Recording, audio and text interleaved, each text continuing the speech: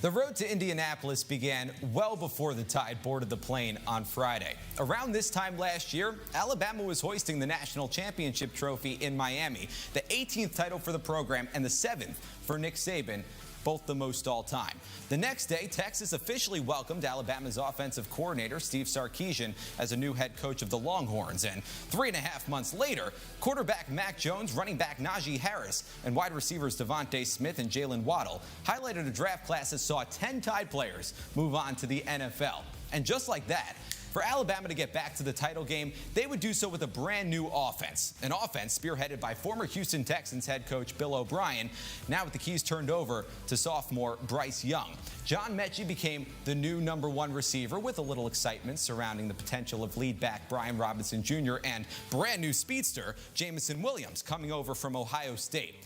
Game 1 saw Young set a program record with 4 passing touchdowns, the most in a starting debut. And by Game 4, Williams had eclipsed the 9 receptions he posted the previous year with the Buckeyes, and in that game against Southern Miss cemented his status as a certified stud with 3 plays of more than 80 yards. The following game, the Alabama defense, led by Will Anderson, stifled the top offense in the country, while Brian Robinson, fresh off a rib injury, tallied 171 yards and 4 touchdowns against Ole Miss. Everything was coming together ahead of a date with Texas A&M on the road. And then the shock heard around the polls. An Aggies upset.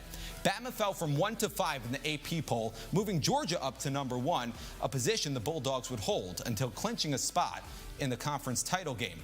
The Tide, meanwhile, back to #2 in the rankings, were in position to punch a ticket as well, which they did with a win over Arkansas, a game that saw Young set another school record, this time for passing yards in a single game, and the three-headed monster of Robinson, Williams, and Mechie each jumped the century mark in the contest. And so, the SEC championship game was set. Alabama versus Georgia.